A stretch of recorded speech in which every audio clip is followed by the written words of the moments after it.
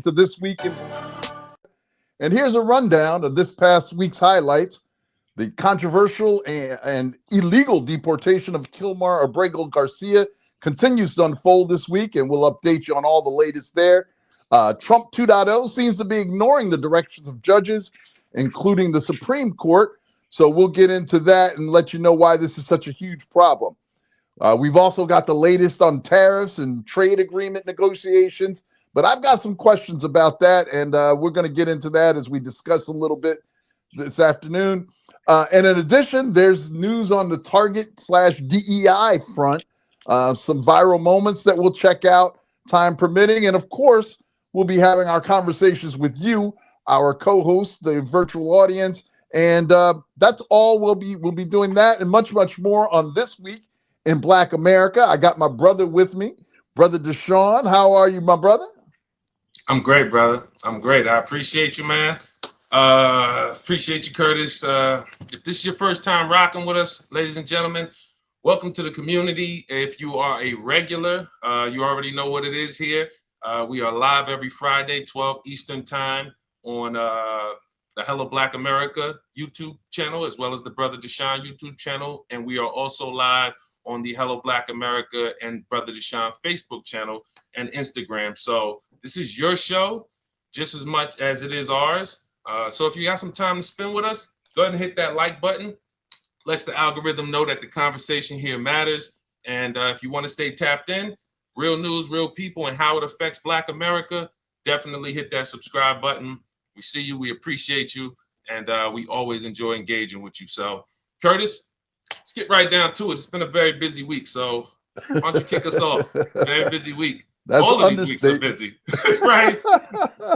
Absolutely. Busy week. We want to break down first, go into this Abrego Garcia controversy. Of course, there's been some news on that front. I know you've been following it. And just for context and background, of course, Abrego Garcia, I want to call him Diego. Abrego Garcia was amongst the, I think, 200 or so immigrants who were here, undocumented immigrants here, who were shipped out. We talked about it a couple of weeks ago, just blatantly shipped to another country, not to their country necessarily, but to El Salvador, which may or may not be their country of origin, but they just got shipped out. Of course, a judge said, no, you can't do that. Turn the planes around. The administration pretended they didn't see that order or acted as if they couldn't do anything. So they did go. And of course, in fact, they realized that at least one of these people was there and it was a mistake. Now the administration's kind of backing off and saying that, they admitted that it was a mistake initially, but now they're fighting it tooth and nail. They're like, nah, yo, you staying down there. They're not even making any action. Although the U.S. Supreme Court, Trump's Supreme Court, said 9-0. And I mean, that speaks volumes in itself. When have you seen this Supreme Court do 9-0 on anything? They wouldn't vote 9-0 that the sky was blue. That's how divided this court is. And yet on this particular thing, they voted 9-0. And now we have the 47th president basically ignoring it, setting up what we've discussed before, potentially this whole constitutional crisis that people talk about in the media. We are right up against it. And the good thing, though, is that we know he's alive now. There was some question. There's some speculation, some whispers, because he hadn't been seen. No one knew where he actually was. And of course, the senator from the state of Maryland went to go actually see him and initially was rebuffed. And that even stoked more speculation. But now we know that he was able to actually get to see Mr. Garcia. What are your, I know there's a lot I threw at you in a few minutes, but there's a lot of context there because that's a very kind of nuanced and layered situation that we see going on. What are your thoughts on that? First of all, that we see that Mr. Abrego Garcia is actually alive, and thank God for that. Well, for those of you who may not be aware, we've been keeping you on top of the story concerning Abrego Garcia, who was deported illegally from this country, no grounds, and put in an El Salvadorian prison, which is where he's from. And we told you last week that he fled as a young man because gangs in his country were threatening his mother. And so he came here, and he is he's been a legal citizen. He's followed the path of what's the term of the type of citizen he is, Curtis? He was a protected permanent resident, I believe it was, but there was a specific legal conclusion reached, I think, in 2019 that prohibited him from being deported to El Salvador because of the gang affiliations and gang threats that his family had faced while they were there. So he was here legally in a protected permanent resident status. Absolutely. So good to see you, Get Black with me. Welcome. That's one of our favorite co-hosts. Absolutely. So we didn't know if he got out there. First of all, when the Supreme Court ruled that we had no grounds to put him out there, and this is very important because what we talk about here is not just what's happening in the world. We talk about the things that are affecting us. Now, if you think that the train, when you see the trains coming, don't think because it hasn't gotten to your stop yet that it's not coming to you. So that's what we're here to let you know. If you see that we have deported a legal citizen and put him didn't just send him to his country, he's in a El Salvadorian prison, no due process, no opportunity to actually go through the legal process according to the Constitution to prove I should not be here. Now we say, is he alive? Because many of the people who were talking about him were wondering and praying that this man was alive because we hadn't seen him, hadn't heard from him. And then we get a senator. What was the senator's name? Van Hollen, Senator Van Hollen from Maryland, the senior senator from Maryland. Okay, senior senator. That's me. You're talking. All right. It's early still.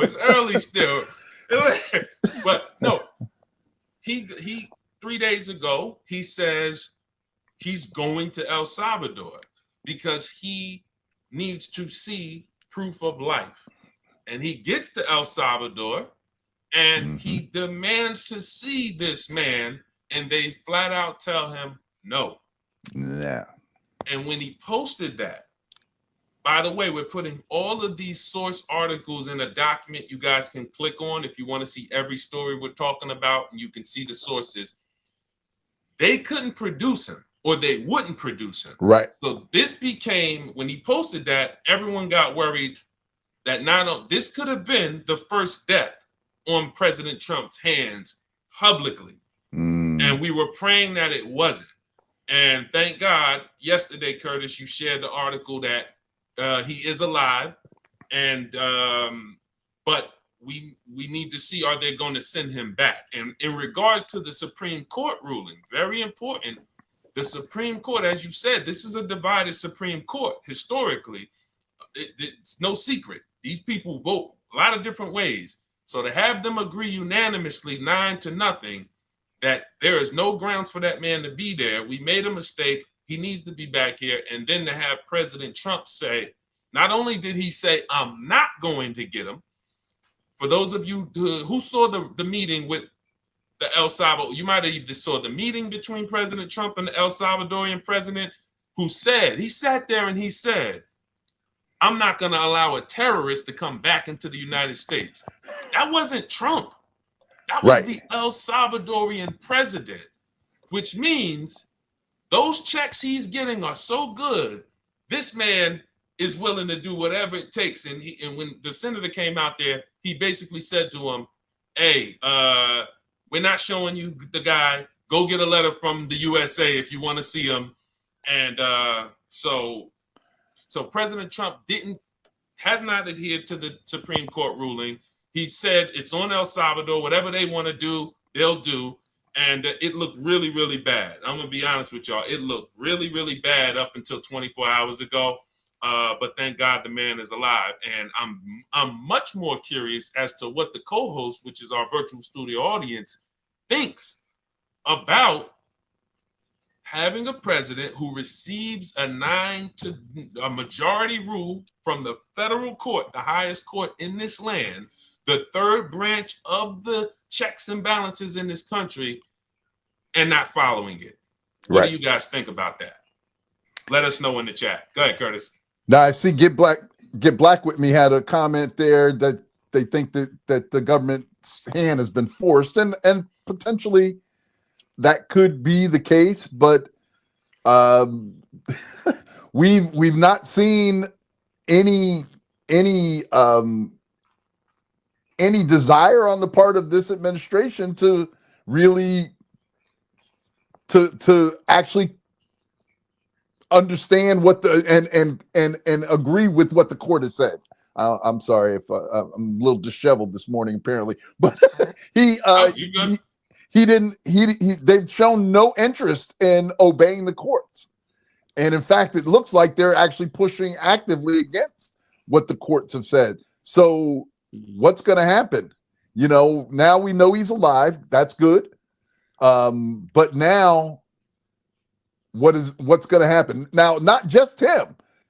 Now, the court ruling that was made was that all of those people that were sent there needed to come back into the U.S. Now, the fight is being centered on Kamar Albrego Garcia, but all of those people that were sent have to be brought back according to that judge's ruling. And we're not seeing any inclination on the part of this administration that they're going to support that or follow through with it at all. And that's when the fun begins, right? Now we what's going to happen next?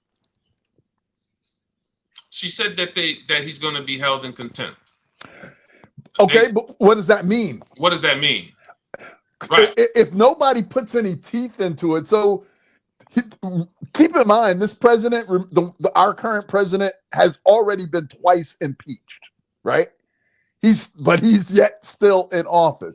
So now what makes us think that if a judge says, yeah, you're in contempt, what does that mean? Even if the judge says somebody has to go to jail, who's going to check him? The judge has no army, no marshals. Well, I guess they could send marshals, but aren't the marshals under the command of the executive? I'm a little confused on how that's going to work. But there's no mechanism to say, hey, Trump, you're doing the wrong thing. You can't do this. Our favorite saying, I still think we should do t-shirts. Who gonna check me, boo? Who gonna check him? And nobody has shown a willingness to do that. Now, there are some people that are speaking out, a few senators who are saying a few things that, you know, trying to sound the alarm, but nobody is really taking any tangible action to either impeach this guy, something with some teeth in it that can actually force his hand and change his behavior. And I'm not seeing that. Well, there's a large part of the population that, I mean, this country's divided. We just don't know how badly it's divided. We do see Republicans in various states that are speaking to their local state congressperson, and they're speaking up. They don't like the immigration thing, because I don't think it's a matter of they're against him totally. I think some of his supporters are starting to stand up to certain things. And I've seen two cases this week where Republicans, congresspeople, were being berated by people, as they should, saying we need to get this guy back. This is not the land where this should legally be happening. We should not be putting our stamp of approval. I don't even mind the tariffs, because they see the tariffs as a long-term reset of the financial systems that were broken in this country. But when it comes to this issue, there are certainly some people who voted for him who are like, no, this is unconstitutional. This is not what the United States is, sending people to another country in a concentration camp, this detention camp, like a third world country prison, right, with no due process. So we're just going to see how he responds to the heat from the Supreme Court, and we're going to see how he responds to the heat from his voter base, potentially not liking some of these issues. But up until this point, we have not seen any correction or any repentance. Hey, that was a bad decision. Let's switch that. Let's fix that. It just seems like we're going to put our foot harder on the gas. And if we think one day that President Trump's going to wake up and change totally, I mean, we'll see. But I think that anyway. But did you see there was you're right, the Republican senators, even in the deep red states, the MAGA territory, they're starting to get the heat too. I saw something on that the other day, Chuck Grassley, and these are, you know, unmelanated people, older folks asking, hey, what's going on in El Salvador? So that's a question we've all got to ask ourselves. And if you're thinking, again, we like to bring this around to why it affects Black America. You heard the president say, and this is kind of related, you heard the president say when he was in the room with the Salvadorian president, homegrown is next, right? We heard him talk about homegrowns are next. So if he can do this to somebody who has a legal status in America, what is to stop him from doing it to an American citizen or to someone that disagrees with him? He's certainly shown an appetite to go after those who disagree with him, right? We're seeing it all over the place. And yet people have not seen the handwriting on the wall yet. And I don't get that. I don't get that. Well, in case some of you who didn't see that after that meeting with the El Salvadorian president, what President Trump said to him was he is going to need to build at least 5 more of these facilities. So after the El Salvadorian president came and visited a couple days ago, I believe they had that was this was posted April 15th. So he was here earlier in the week, maybe Monday or Tuesday, and they had a meeting, and that's when he said he would not be really, he was basically locked arms with President Trump, and in a hot mic moment, he said to him, you're going to need to build at least 5 more of those prisons, because we're going to start to send some of the homegrown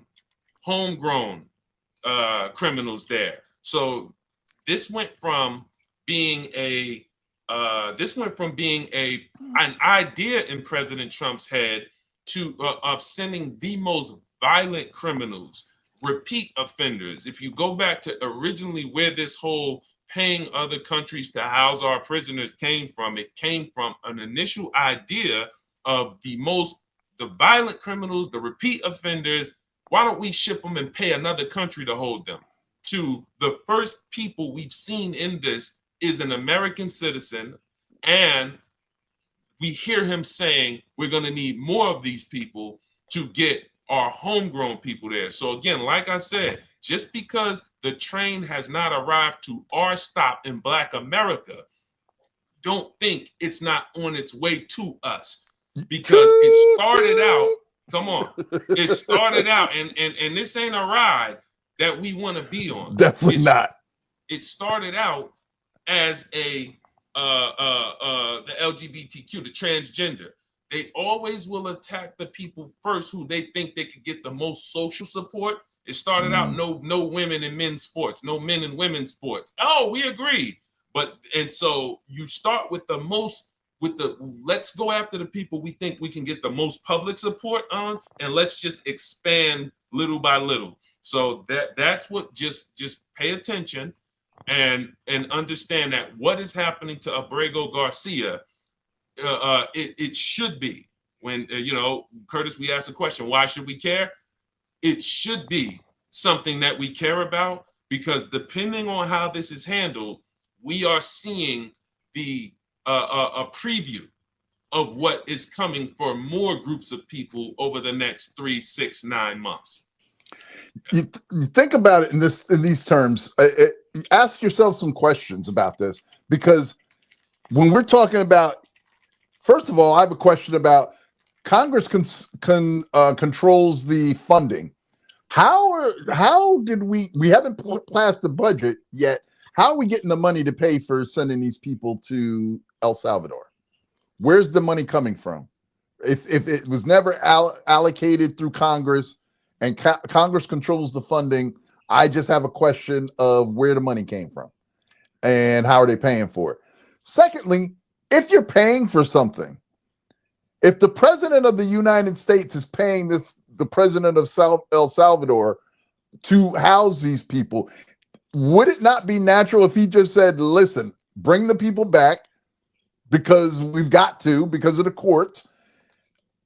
I mean, if he stood up and said anything, as far as if Trump said anything indicating that he wanted those people back, you got to believe the Salvadorian president is going to be like, okay, because he's paying the bill. He's the customer.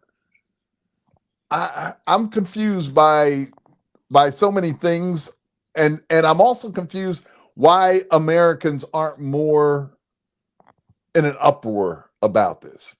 Because as you pointed out, the train is coming for you.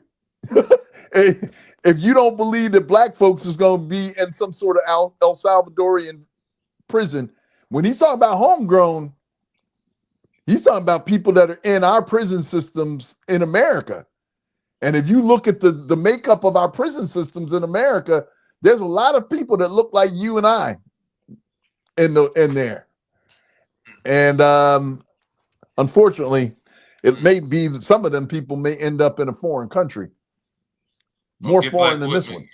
Before we move to the next topic, and let's cue it up, because we want to talk about this meeting with Al Sharpton. Get Black Women said everything Trump is doing is unraveling in real time. That remains to be seen, in my opinion, because I think you're looking at him as a regular president, and you're looking at him like this guy is going to be gone. I am looking at him as he is taking over America, and he is and he's on a high speed train that not only is no one trying to stop what he's doing, but they're getting out of his way. So if you think that somehow there's just going to be a different flow, again, I love to see it, but for the last, we are not even 90 days in, and we've never seen someone do the things he's doing unchecked. So I just don't see. Are Democrats going to wake up one day and try to oppose him, or is the Supreme Court is the Congress, is the Senate? Who's going, like Curtis said, who's going to check him? And it doesn't seem like anyone's going to check him.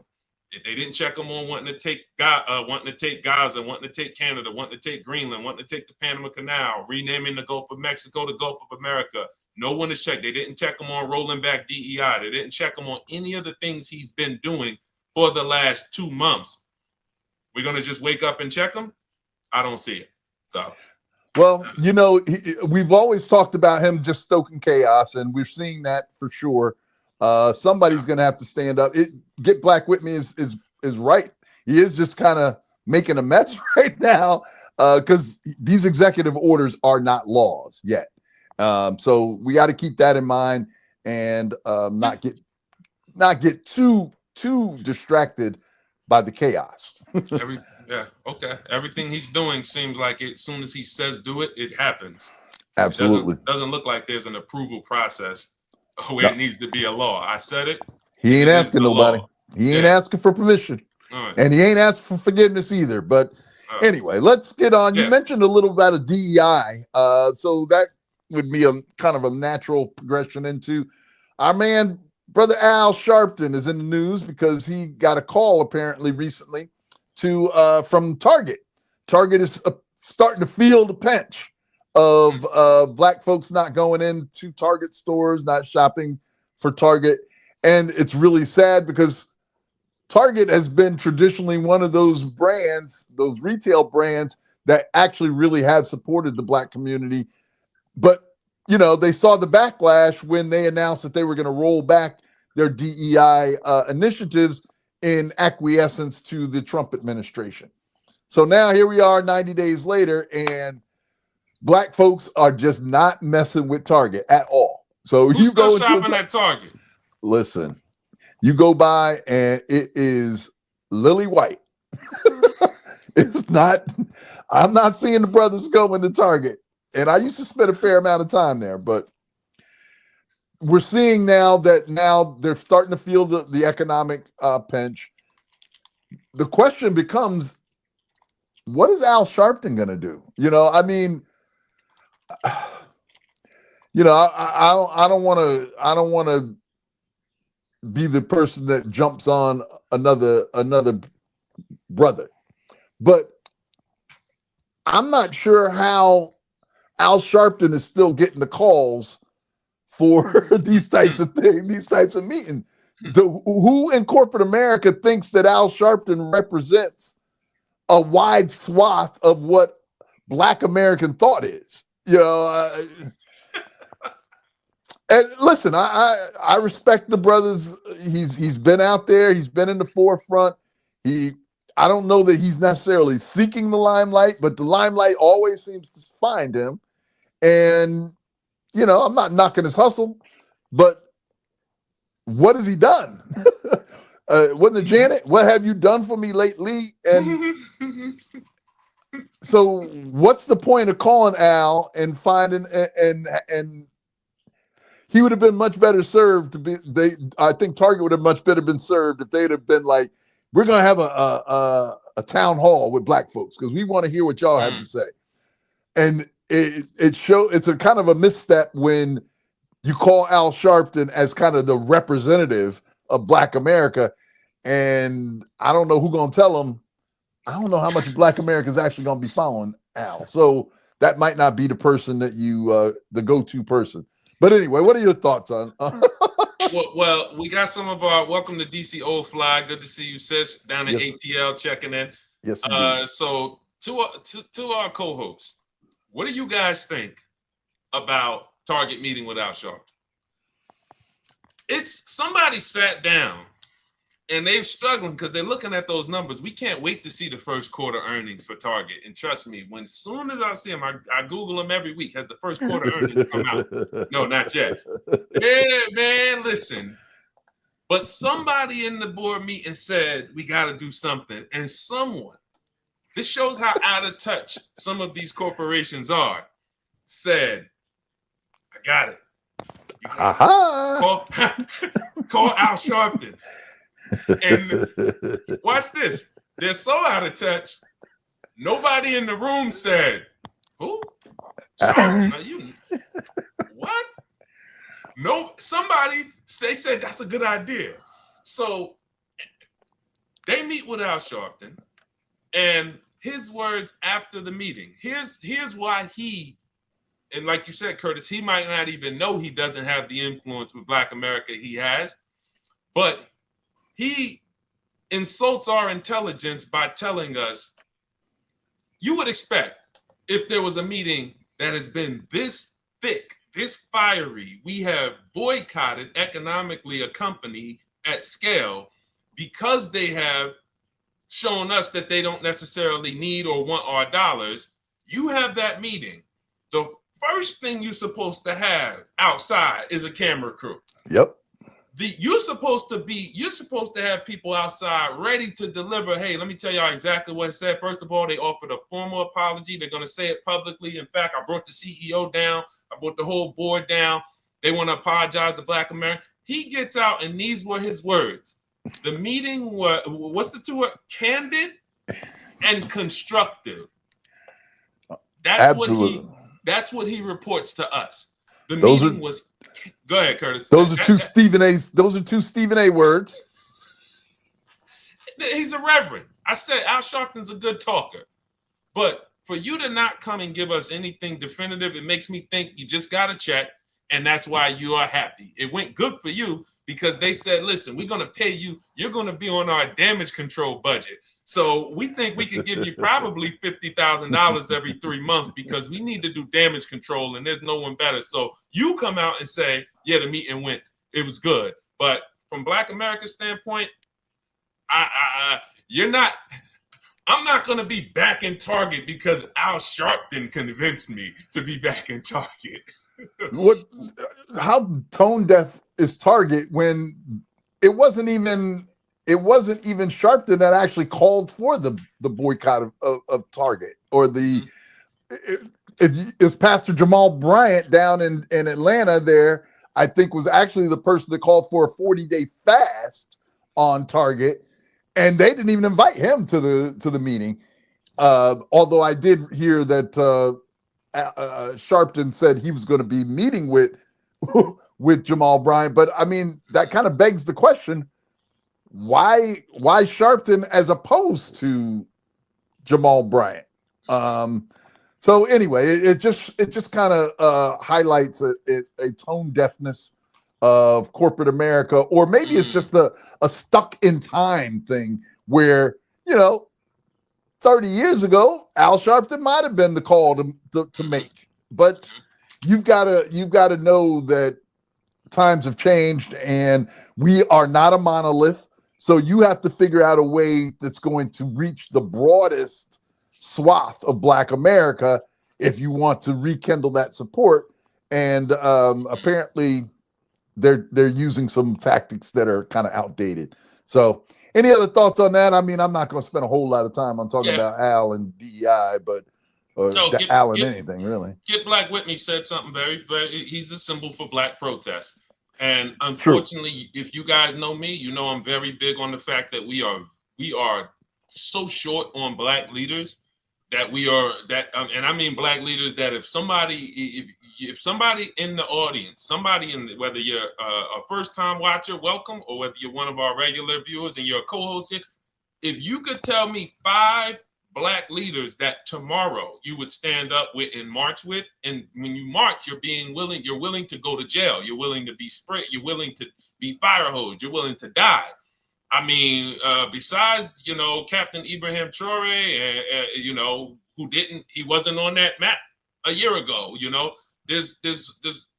we are so short on leaders. So it's not like we have a big gamut of people to choose from that are making, and I don't mean people who don't get me started because it sounds extra critical, but that's just the way that I feel. I look and I say, if you've been on the world stage as a Black leader, an activist, and you've been there for 3-4 years and you're viral, you have the influence, and you're not using it to move us forward,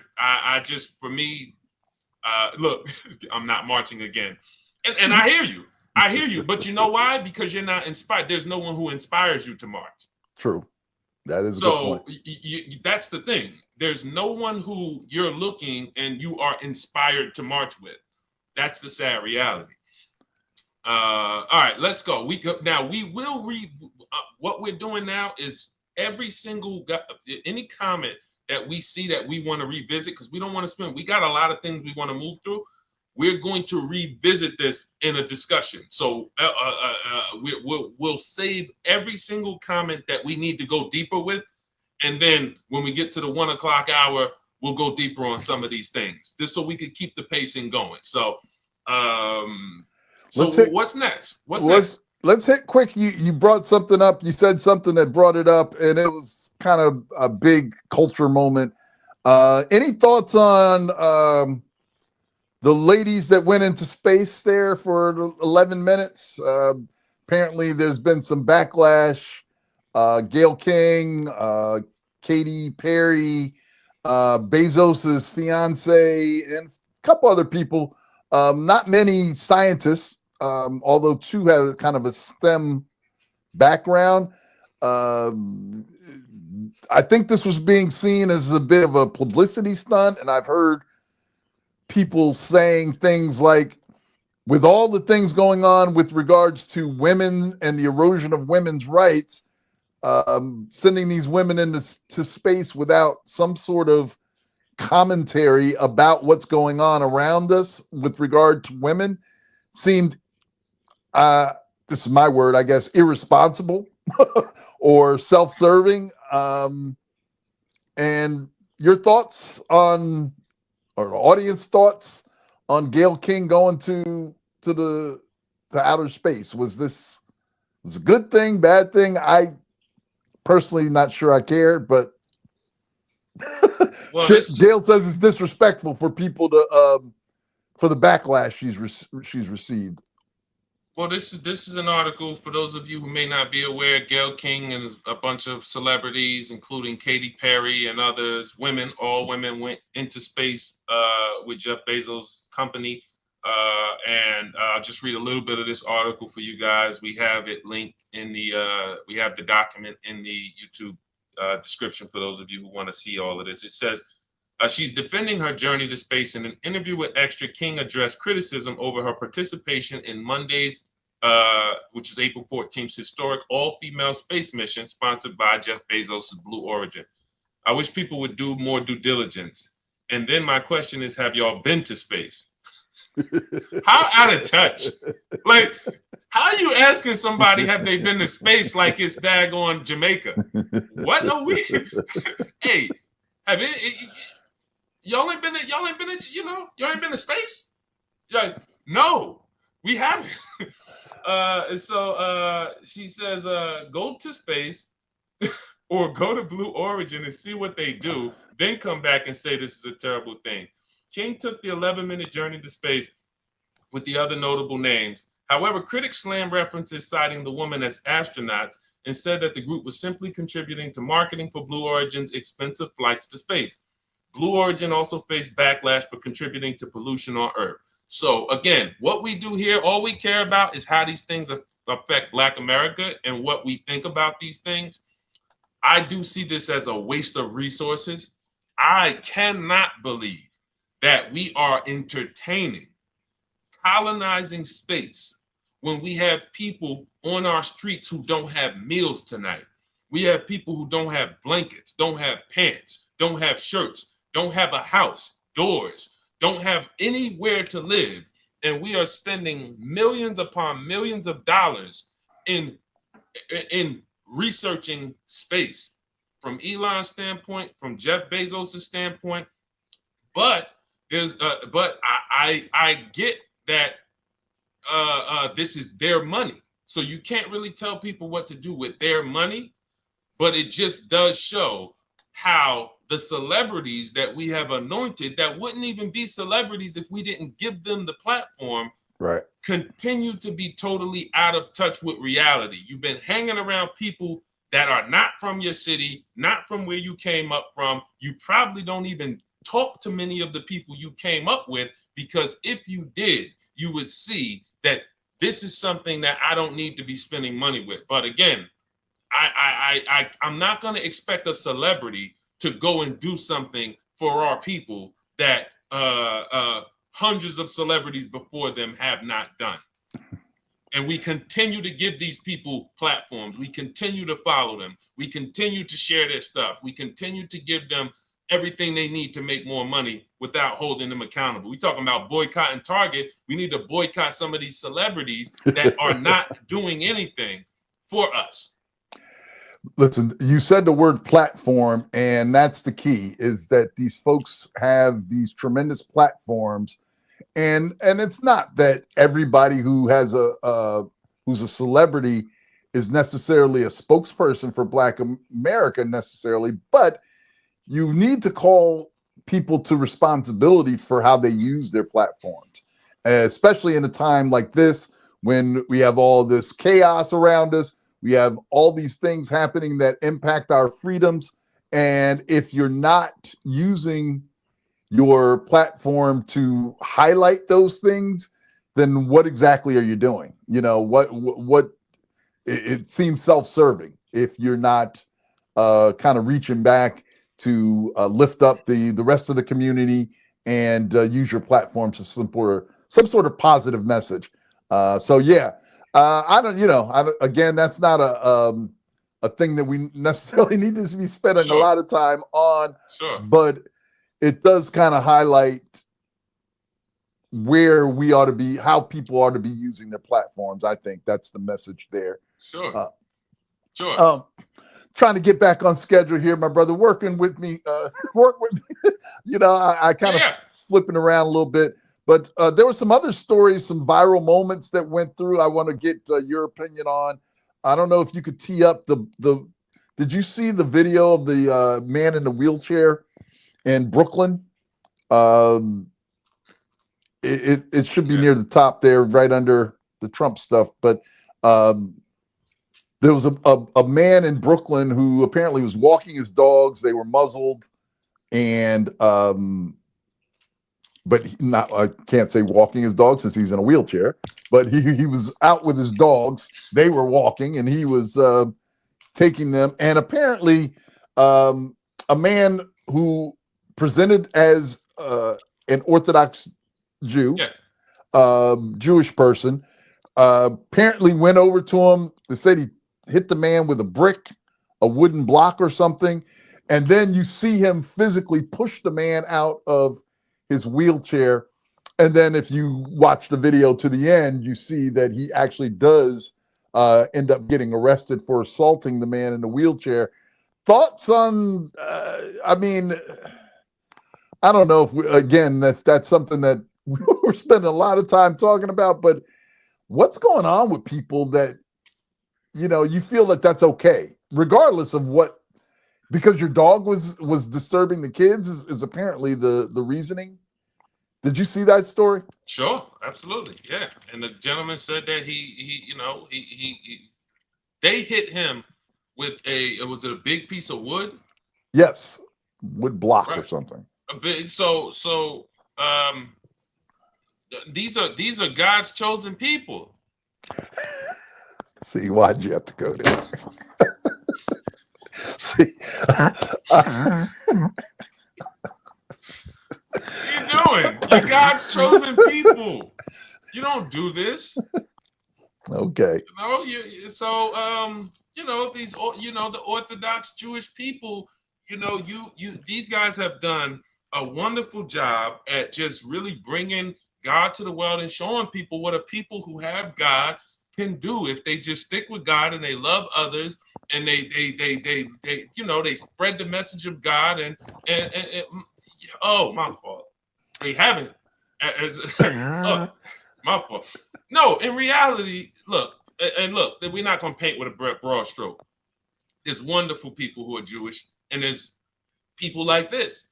And if you guys didn't see that this man in a wheelchair, like, you would think that Jewish people would identify with Black people more than anyone, right? Considering both of our plights, right? You would think that. But, we know, unfortunately, when I live in New Jersey, we live in New Jersey, and we know that many of the slumlords in New Jersey are Jewish. So it's, how do they really feel about us? Especially considering there's a little talk about who the chosen people are and whatever. Maybe they're feeling a little like, and I never will say who's not the chosen people, but the scripture is very clear about describing who some of the chosen people are in this world, but maybe they're feeling that there's an uprising. I have no idea, but I think this should be a hate crime. I think these people should be like, does anyone know? Have they been? Yeah, definitely. He needs to be sued. Get black with me, and just not even a question. But are they going to be held accountable? I don't care if you assaulted me. Cool, but I would love to see him in a lawsuit with these guys, because there's no way. If a picture of a Black man hitting a white Jewish man with a piece of wood while he's in a wheelchair, right? Where would that go? Listen, they don't have bulldozers deep enough to to build a jail that they would put that brother in. I'm telling you now, the bulldozers don't go deep enough. They'd be burying him under the jail, as my father used to say. So, yeah. So that's it. Just let that man get justice, and God willing, he gets his money. You know, he's alive, but God willing, he gets his money because he's due that money. Yeah. Yeah, take one of those. We don't have. Give me one of those apartment buildings. All right, just, give me. All right.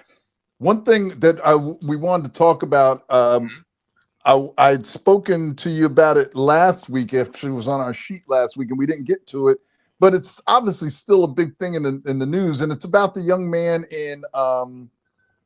in Georgia who is at the center. I think Carmelo Anthony, not that Carmelo, not the basketball, not the basketball player, but a high school student, 16-year-old, a Centennial High School student, who's kind of embroiled in a controversy now because he was attacked at a track meet, apparently, by two unmelanated young boys, and he protected himself and ended up taking the life, unfortunately, of one of his attackers. Now, he was arrested, and his bail was initially set at $1 million. I saw recently that they adjusted that bail down to $250,000, which kind of says that there might be something you don't see. Let's just put it where the goats can get it. You don't see black folks' bail being reduced unless there's some sort of problem with the case. From my observance, so you have to wonder what the prosecution has or what the defense has shown that they have, which means that there might be problems for the prosecution's case. I went online yesterday and just saw some of the vitriol, though, that the unmelanated people in America are taking towards this young man, but yet you can't help but see the comparisons to the Kyle Rittenhouse. You remember Kyle Rittenhouse, right? The guy from Wisconsin, the white man who went across during the Black Lives Matters protest and ended up shooting and taking the life of two people in a place where he didn't even live, and charged. And he said it was self-defense, and there was no problem with that. Plus, they had a big GoFundMe, and I think they collected like $2 million for him in his support, fees. Right? And now people have a problem with Carmelo Anthony getting GoFundMe or some sort of support, financial support, and it again just kind of draws a big highlight on the hypocrisy of America. We got two teenagers who do very similar types of activities, yet one is demonized and ridiculed, while the other is kind of lauded and praised as having done something great. And the only difference apparently seems to be the color of their skin. Anyway, seems that way. I think if we look at the way the Kyle Rittenhouse case went, and we consider that there are similar circumstances where he's claiming self-defense, maybe, as you said, concerning the evidence, maybe there is some evidence falling apart.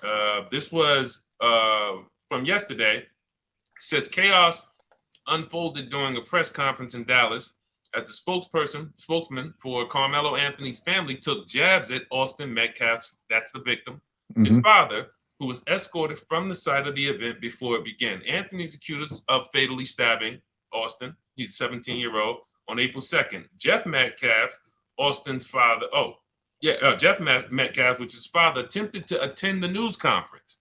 Yes. And so when we look and see that this right here talks about the reduction in the bail, it says Anthony is facing first-degree murder charges. He was released from the jail after his bond was reduced from $1 million to $250,000. The news conference addressed more than $450,000 in give, send, go funds, and that's just you're upset.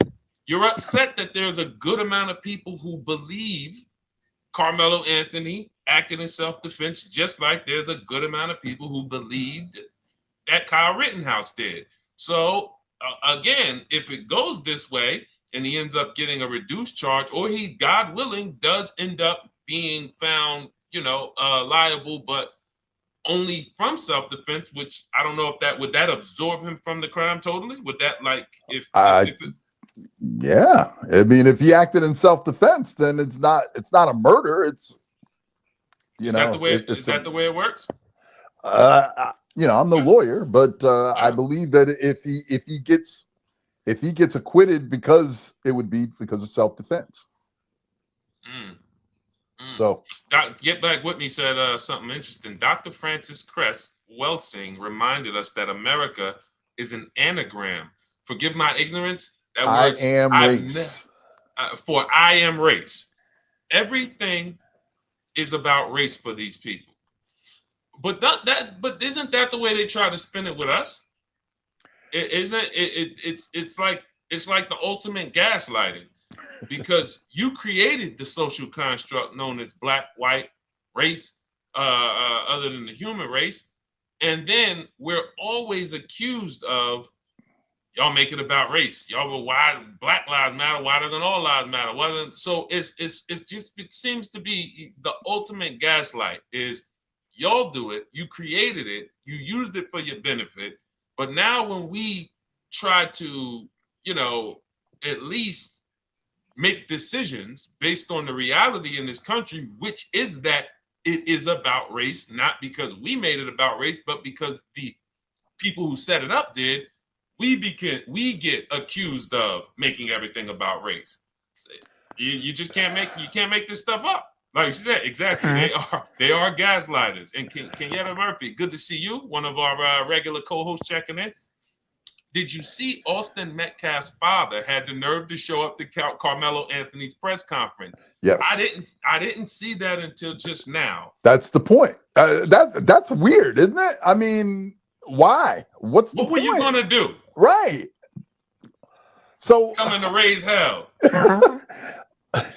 I don't know what's going on with these folks, but that's a sad story. We'll have to continue to follow it and see what happens. But I only bring it up to again highlight the hypocrisy, and I want to keep shining a spotlight on America's hypocrisy as often as I can, because if we've seen it, we don't even have to say if.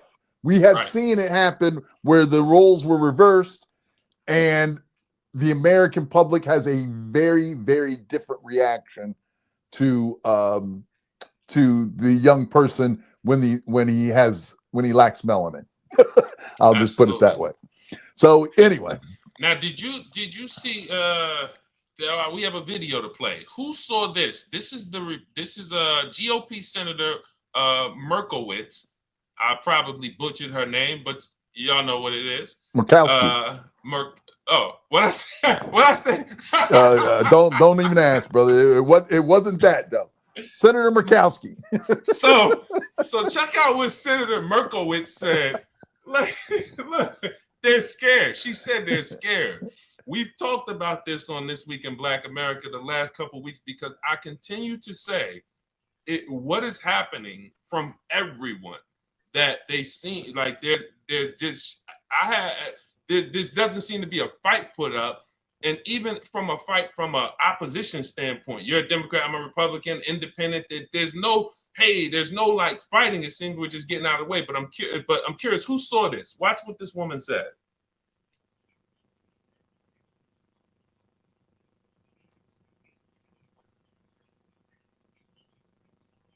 By the way, her people were asking her, "What's up? Why y'all ain't doing what? Y'all ain't doing nothing."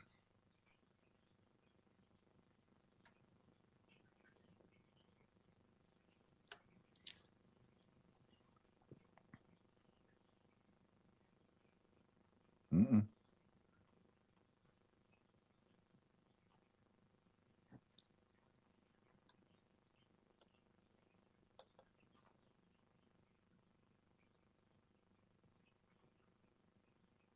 Did y'all hear that?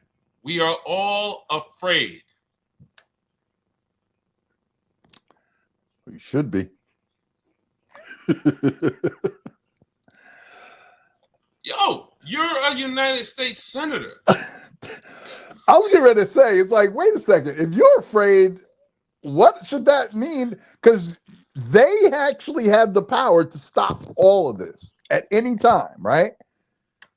Right. Introduce impeachment papers, impeach the man, send him to the Senate, and get rid of him. We could be done with him in a week.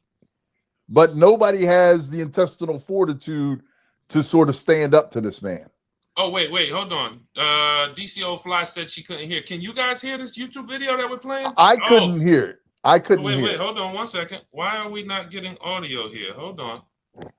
How about this? Let me just take my headphones out. Hold on.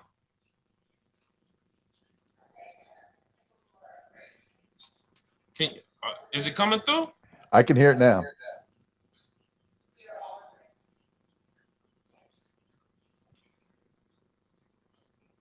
Okay, how about now? Can everybody hear? Steven said no before, but can you guys hear? Let us know. Can you hear this? This is Republican Senator Murkowitz. No, Murkowski. Murkowski. And can they just give us the clearance? I don't want to play the video and you guys can't hear it. No, we're not. They're not hearing it. So that's okay. We'll move on.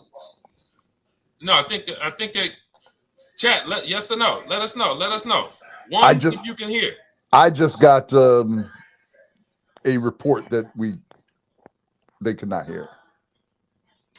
Okay. All right. I need y'all to type a little faster than that. Okay. All right. She said no. All right. I gotta check and see why it's not coming through, because normally we play videos and they come through pretty clear. But what she said was, we're all afraid. And you know, it's amazing to me that to hear the senators that we have elected to represent us, that they are now afraid of the president of the United States. And this is not a Democratic senator. This is a Republican GOP senator.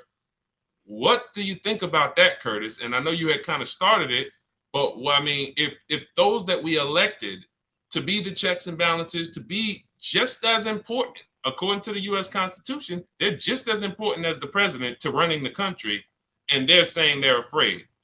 What do we really think about that? Curtis, what do you think? And then co-host, what do you guys think? It shows that they lack backbone. You know, they lack intestinal fortitude, because courage.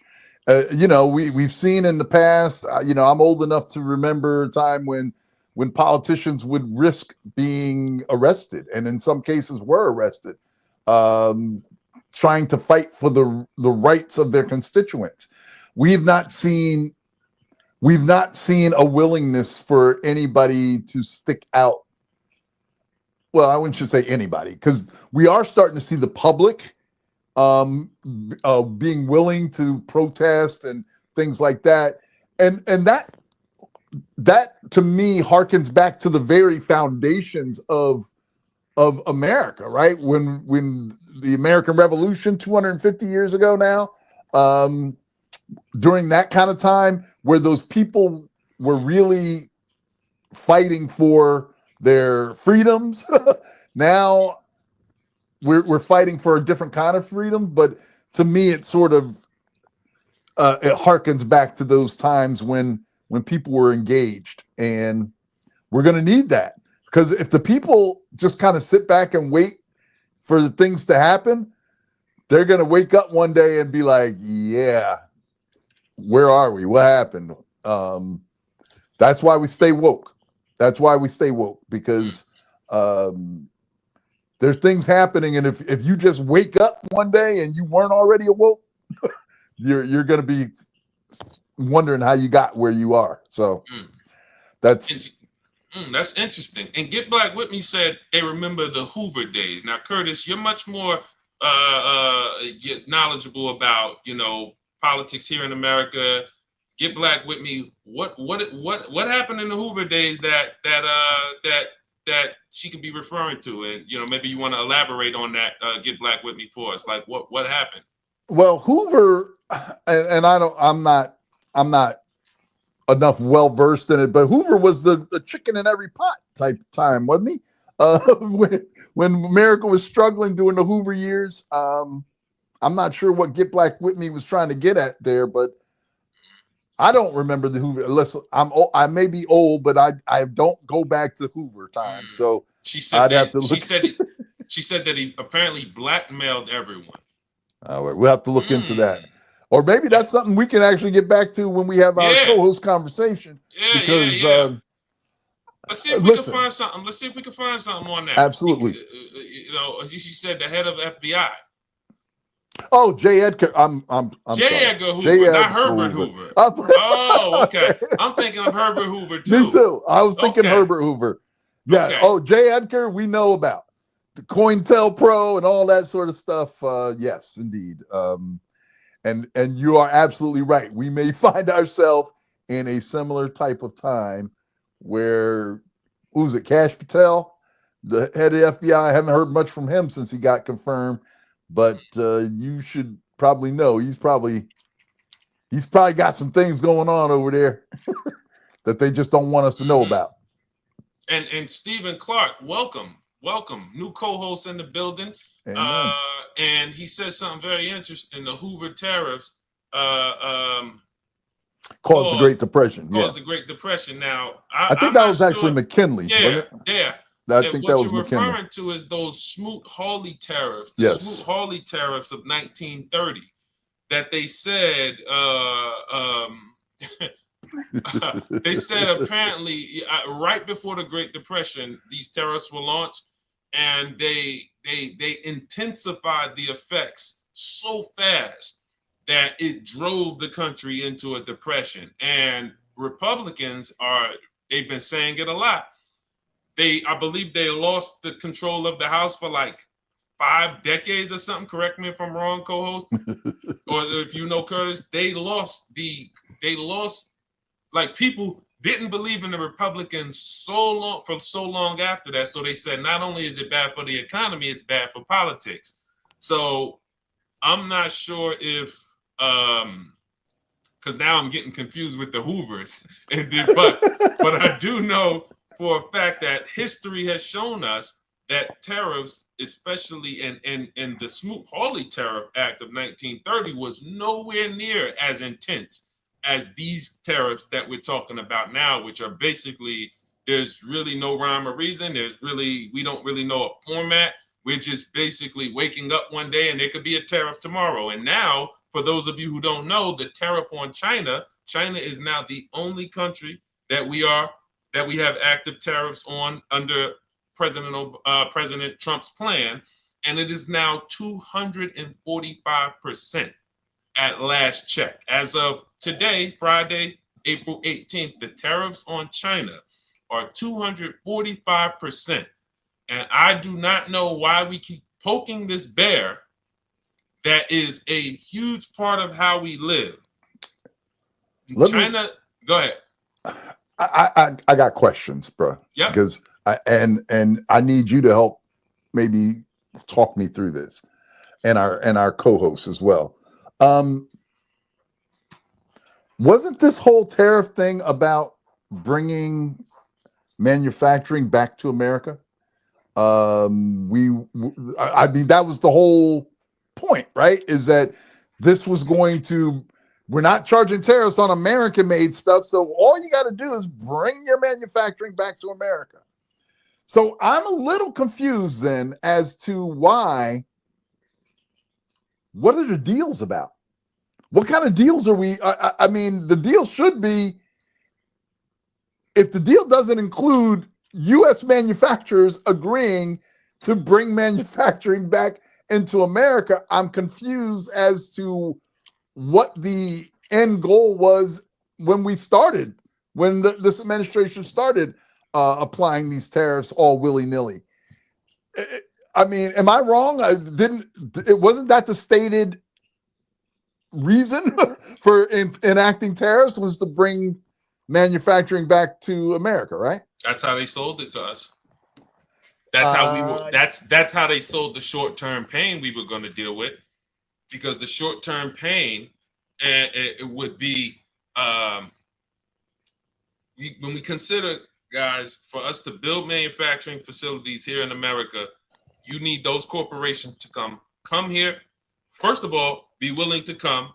Then they got to find the land, go through the approvals, submit plans, develop plans first, submit the plans, go through boards, county, state, city, whatever, and build it. So we're talking about years. And now it's a good thing when it comes back. But the thing is, people labor isn't coming back, because you can't replace cheap labor with people labor. Right. So AI labor is coming back. So that's what you're going to see here, the AI infrastructure, because quite honestly, you can't take jobs from China that they're willing to work at a low wage because of it, because of their, where they are in their cost of living, and then bring those jobs back here and think, oh, we can. No. So, but this takes years. They sold us on going through the short-term pain, because they said once it's done, we're going to have manufacturing jobs and we're going to be booming. So people were willing to say, all right, some people were, then let's do it.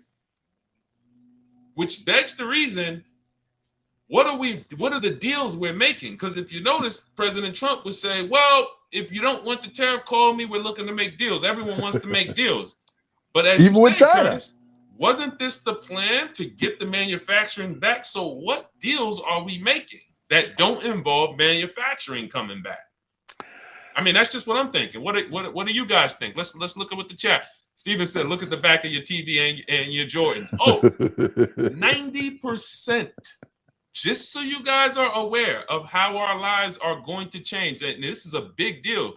245% tariff. Get Black with Me just laid it out. For those of you who may not know quite what a tariff is and how it works, this is if this item right here is $100,000, then when it comes through U.S. import, the tariff is 245%.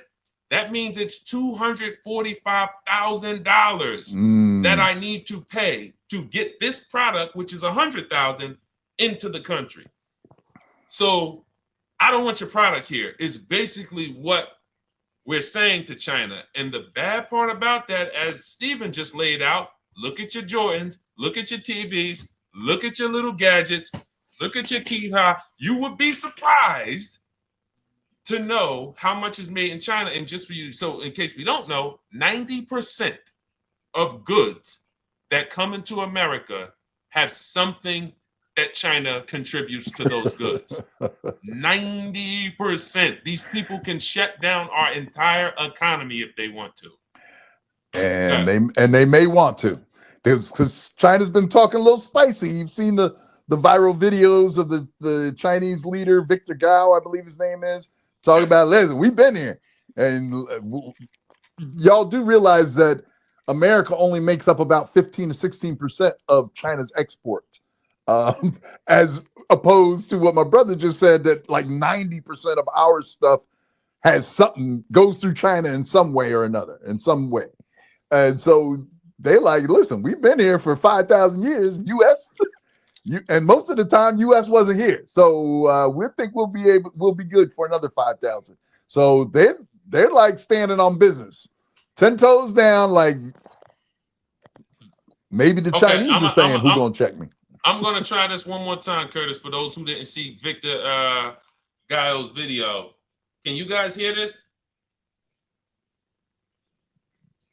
Did you hear anything, Curtis, when I just played that? I'm not hearing him now. No. Okay. I'm going to plug my speakers in the old way, but just so you guys know, this gentleman right here, he's an attorney in China, very intelligent guy. He's been going viral all week, as has many people in China. And what he said was, we don't care. China is not. The woman is asking him, she said, hey, well, don't we hold all the cards? Aren't you in a tough position? He said, listen, China was here for 5,000 years, and most of the time, no America existed during that 5,000 years. And we're going to be here after. And this doesn't this show us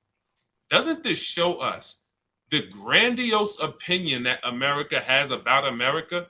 And unfortunately, I don't have a problem with you being confident. Right. But when you're confident without the facts, you going out here saying, listen, I'm going to go out, man, I'm going to get me a job on Wall Street. Bro, put a suit on. You got jeans and a tee, you know, you're confident without facts. You know, no, I'm going to go just off me, my personality alone. Listen. No, you have a hyperinflated opinion of yourself that is removed from reality. Sounds like the president. 16% of goods is all China ships to us. So out of the entire China GDP, 16% is, if they wanted to write off America, if they wanted to strike against us, literally all they had to do was say, listen, we're not going to export. And some of you may know, if you've seen, there are goods at the port. So we're, even if China chooses not to hasn't gotten to the point where they say we're not going to export goods, to the point where our shelves will be empty, just the fact we're seeing a little bit of it by them just holding goods, considering, like Black Whitney just said, people have to say, I got to pay a $200,000 tariff. I don't even know if I want these goods anymore. Right. So we are about to see in the next probably 30 days, stores that we're used to going in and seeing shelves full, those shelves going to start clearing out. And we're going to see how much influence China has. So again, my thing is, why are you poking this bear? Why are you poking this bear that has the power to cripple your economy? What do you think, Curtis? Well, I'm confused. I'm just going to be clear with it. And how is, because even yesterday saw Trump talking about, yeah, we're going to make a deal with China. We're going to make a deal with China. But is this the way to start deal making? I mean, you're a negotiator. It doesn't seem like this is the best tactic for starting a negotiation. I could be wrong. This is what you do with little brother. And who saw the video of Mace? Y'all see him put cheese face on Mace? Who saw the video? Little homie. Yeah, little homie. We not your little homies. This is how you negotiate with little homies. Oh, hey, my goodness. Listen, this is not how you negotiate with the second most powerful country. Arguably, depending on what you're weighing on, could be the most powerful country in the world. But no, I didn't see cheese welcome in Vietnam and Cambodia. For those of you who don't know, President Xi Jinping is the president of China. And no, I didn't. I have been still reading that book. I was listening to it yesterday, Up and Out of Poverty. Absolutely great book. I'm really enjoying it. But no, but I have seen China is just so well diversified. Like they are, for those of you who don't know, they have the Belt and Road Project, which is a global infrastructure project where they go in and make deals with countries to build out their roads. I was talking to some gentlemen in my church. They're all from different islands, Grenada, Jamaica, and Trinidad. And what they said was, what I loved about it is, I said, well, China's building roads. What are they asking in return? They said, no, it's a short-term deal. They want the toll revenue for 50 years. That's all they're asking. I said, that's a good deal. Mm-hmm. You'll come in and build the infrastructure, and all you're asking for is the toll revenue for 50 years, and you're allowing us to now move goods through countries and move your goods and export. Oh, yeah. So China is making deals that the West has not made. They're making partnership deals where countries are welcoming them. We'd much rather make a deal with you. And I don't know why. Again, that is I've been talking to you about that all week, Curtis. I just can't understand why you're choosing to poke this bear who has this type of power. It's just not going to be good. They're being targeted. They're being targeted, right? I mean, China's being very strategic in their tariffs, how they're doing. As Get Black With Me just pointed out, they just said, keep your Boeing airplanes. We don't need them. We'll get them from somewhere else. They are focusing in on U.S. agriculture, soybeans. All them soybean farmers out in the West, those soybeans is going to die on the docks, I think, because They're like, no, hello, soy sauce. They are not using it. They don't need our soybeans. They can get them from somewhere else. And I read something about them making deals with like Australia and stuff to take over or to fill the gap would be left by U.S. Interests. So they're like, okay, on to the next one.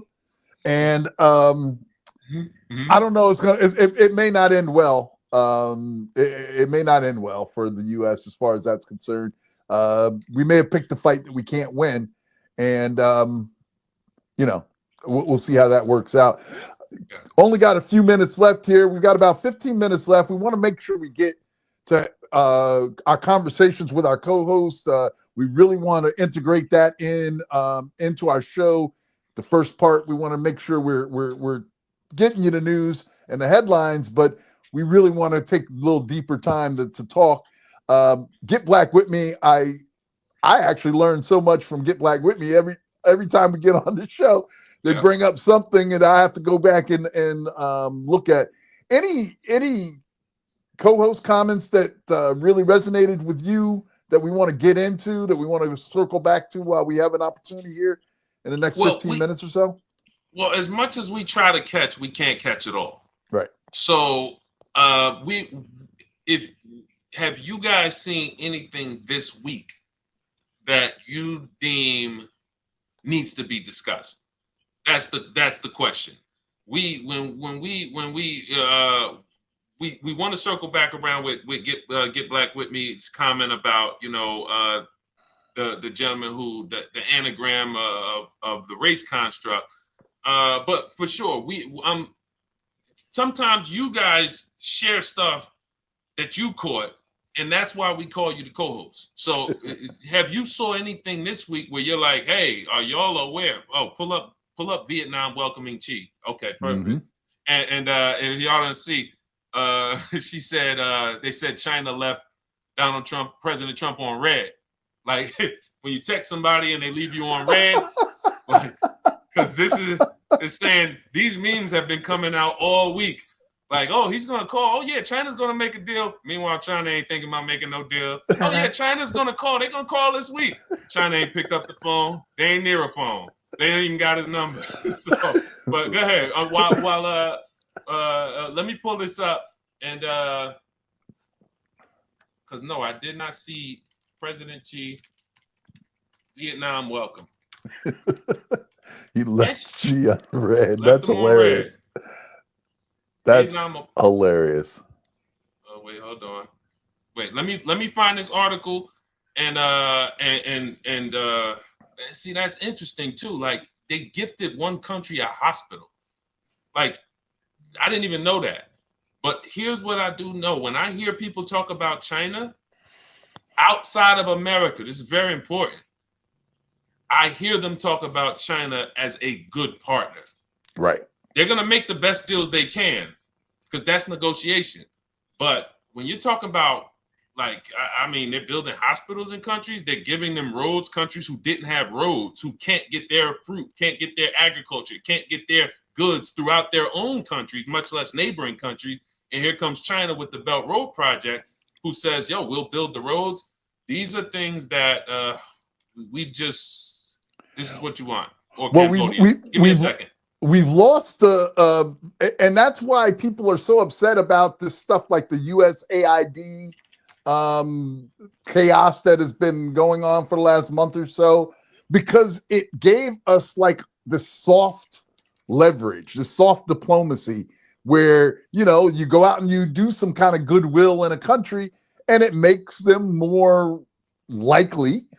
I mean, it's human nature, right? If you've been nice to somebody, they're more likely to be nice to you in return. And if you were going out and you're using your resources to enrich another country's needs or meet another country's needs, then they're more likely to, if you come back and say, hey, we need XYZ, they'll be like, you know what? You did us a solid when you built that hospital or when you built those roads. Now, yeah, okay, we'll be willing to make some concessions for you. USAID was a scam. I have heard that, and there probably are some parts of that which we could talk about. But the fact also is that there's very rarely is it just black or white. There's something in the middle. So it did do some good for America. Even if there was some for America. Yeah, well, you know. Yeah. Because I don't know if you guys saw Dr. Arikana. Dr. Arikana, she's the former UN ambassador to the United States, African Union ambassador to the United States, and exactly. Mm-hmm. Because when they canceled U.S. aid, one of the things she came out with and said is that it couldn't have happened fast enough because what they used U.S. aid for was to destabilize these lands, and they would send their people in. And they would actually, I mean, think about it. It goes back to results. You've been on the ground in South Africa. You've been on the ground in wherever, you name it. Iraq. What you name, and maybe this is something we need to research for a future show.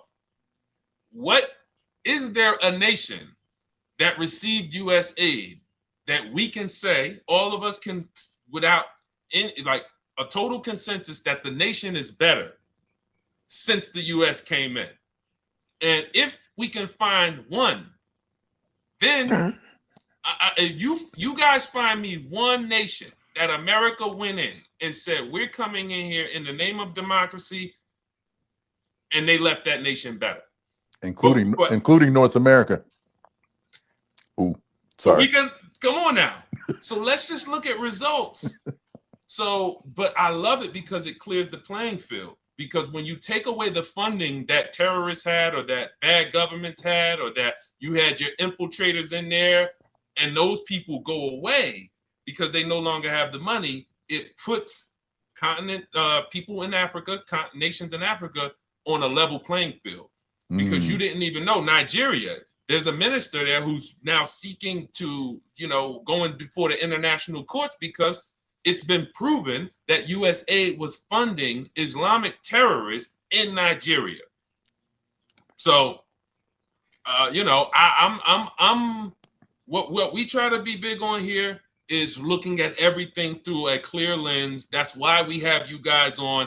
If we just wanted to come and talk the same talking point, y'all wouldn't be co-hosts. Y'all would be listeners. You know what I'm saying? We ain't looking to put your comments up and we gonna sit here and type the whole propaganda. Or you just see, hey, I noticed Deshone and Curtis never put my comment up. Yeah, because we are very big on let's have dialogue between all of us. But yeah, I think Curtis, I am not a fan of US aid at all. And until you could find me, last thing I'm gonna say about this US aid thing. Last thing I'm gonna say, maybe today,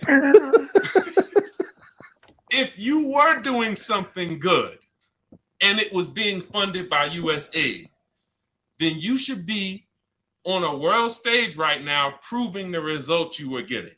Right. You should be, hey, we were doing this, transforming communities. Look, now it's all falling apart. We haven't seen that yet. So we've had people who are getting tens of millions, hundreds of millions of dollars. But unfortunately, the results for these countries that they've been in, I don't think these countries are missing them.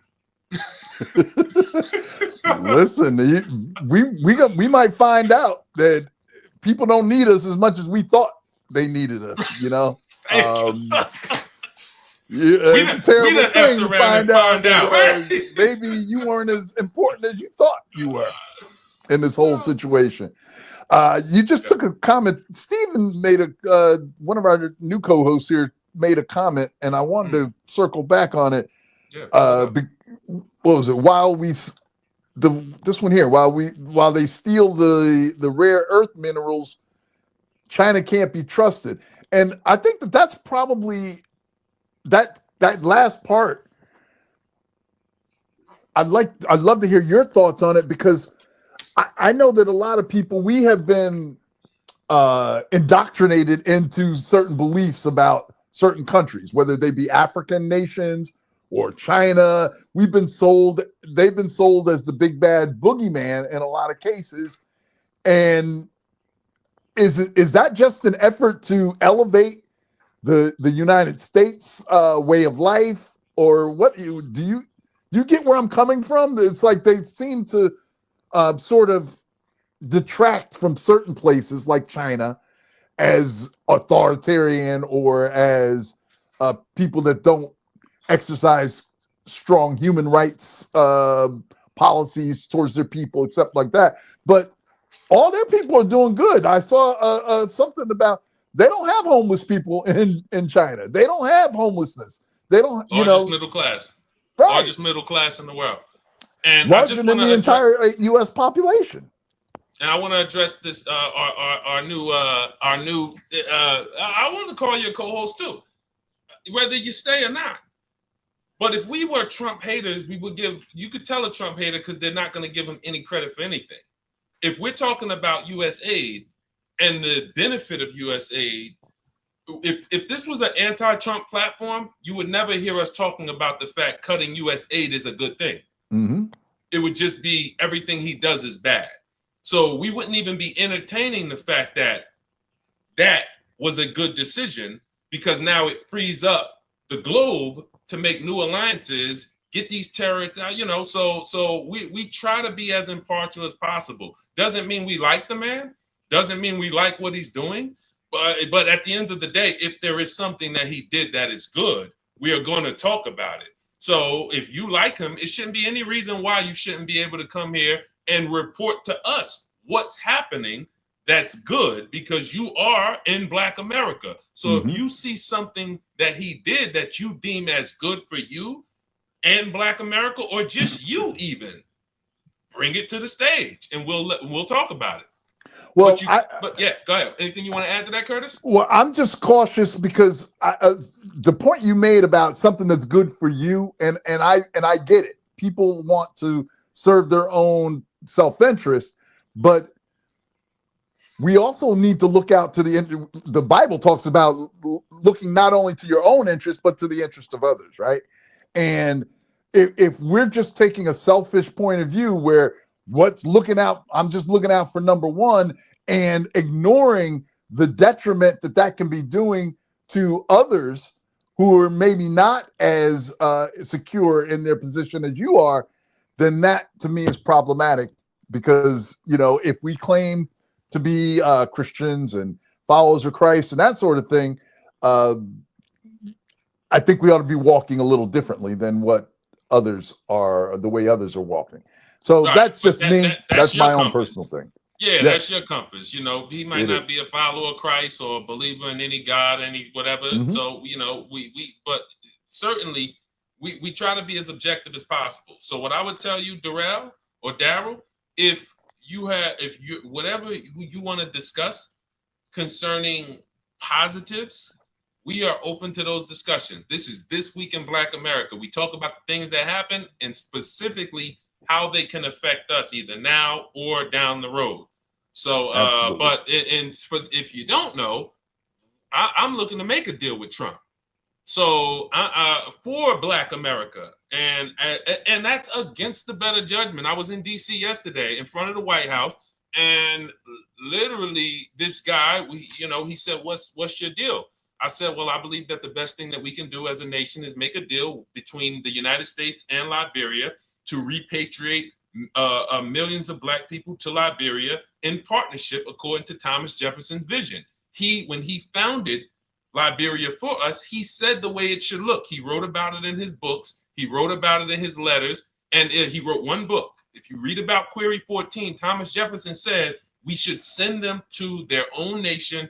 We should be supporting them until they're strong. We should do this in partnership. They should have military arms. This was Thomas Jefferson's words. So what we're trying to get President Trump to do is to fulfill that vision, which is to send the people who want to leave out. You want to stay here in America? You want to build in America?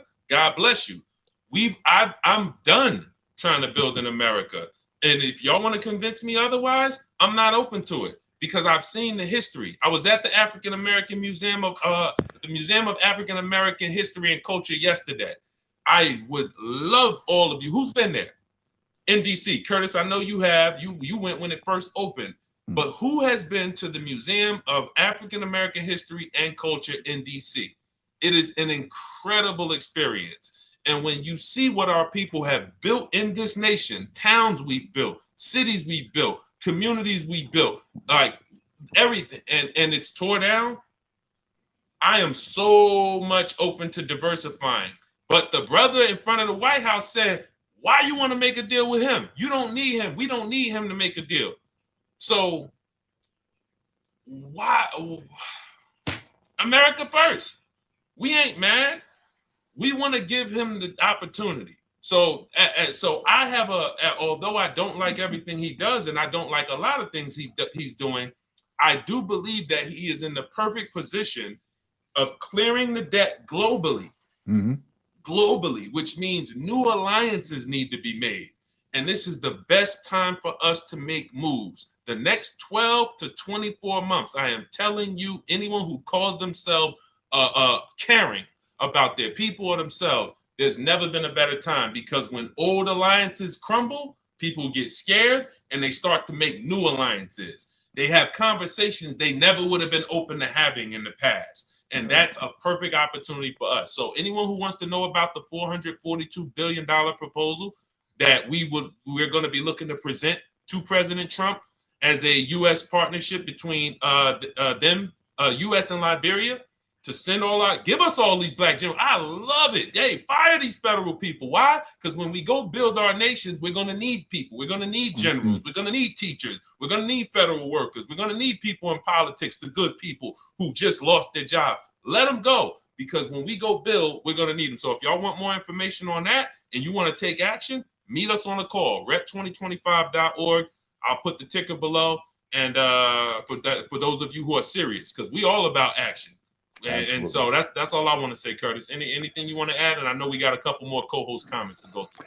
Yeah, we're trying to be honoring our time limits here as well, because we want to be respectful of your time, and we want you to be able to plan your time with us. But if we just take a few more minutes, Get Black with Me, we might need to pull Get Black with Me as a co-host here. I mean, she already is a co-host, but Charles Wright Museum in Detroit. I've never really hung out in Detroit like that. But what kind of museum is the Charles Wright Museum? We can look into that. Like I said, Get Black with Me every week presents something to us that we can learn and go back and check out. So we appreciate that, and appreciate all of you who took the time out of your busy schedule to sit in with us weekly at this Week in Black America. And I don't know, I hope you notice that we're getting better. We're trying to bring you more focused programming and make sure that we hold ourselves accountable. So be sure that we are doing that. Any final comments that you want to hit on before we sort of wrap things up here, Brother Deshone? Any comments that you see that you want to kind of end on, or any final comments that you want to make? Well, I want to read this. As to Get Black with Me's recommendation. This says, resist protectionism. This is China's President Xi to Cambodia. And it says that Xi told Cambodia to resist protectionism as he arrived in a country that I'm not going to try to pronounce on Thursday at the end of a 3-nation tour of Southeast Asia with U.S. tariffs threatening the economies of both countries. Cambodia is a major exporter of clothing and footwear and was slapped with a U.S. import tax of 49%, one of the highest globally, which are now on pause. In an article published, Xi urged, to forgive me because I don't want to butcher this name. Don't worry about it. Hegemon, and again, that's a word I've been seeing lately, and I'm not. If y'all don't know one thing about me, I'm just going to bow out gracefully to certain words. And protectionism, but I do know what that word means, because he was very clear in making sure that people knew China's goal is not to take land. And Right. he's comparing the fact that, as we had, I think Stephen said that China is coming in and taking rare earth minerals. Right. And I think these nations, they know that that's not the case, because this is Western tactics, coming in and locking you up in contracts, and then I own your land, I own your mines, I own your rights to this. And he's letting people know, give us a chance, Right. and you'll see we are not the West. We make money. We don't need your land. Like, we're happy with what we have. We're the biggest economy in the world. We ship goods throughout the world. Why would we ruin that by turning into some tyrant that the West and the Europe in Europe are known for being? So I think, I really like President Xi. And until someone can give me legitimate reasons, and it has to be multiple reasons, because I have multiple reasons why I like him. So, considering what he's doing, I am absolutely, and I don't know if I could even say it on here, they're watching us and listening, but I just don't see people who are very intelligent people welcoming China in the way they are to come and exploit us.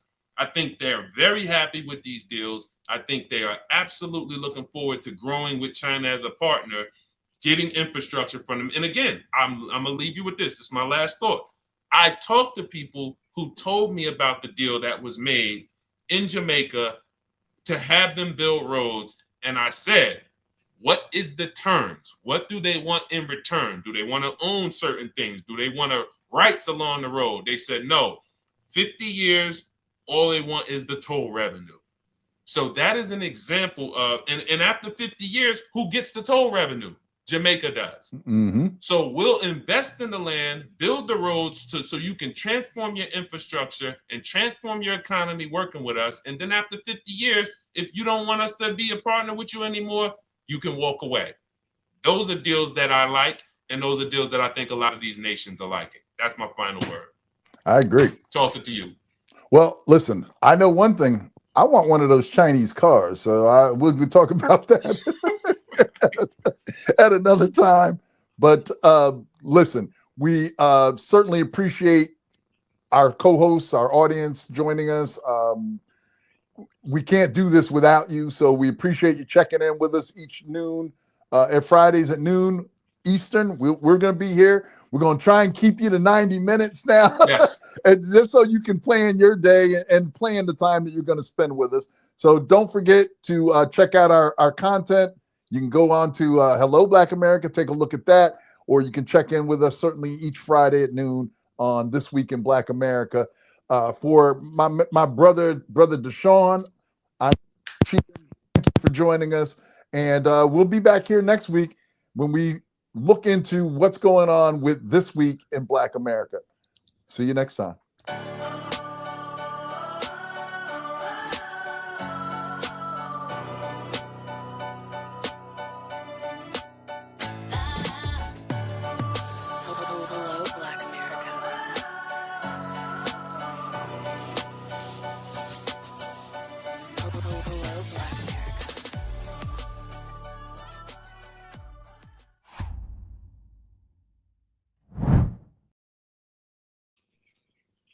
All right.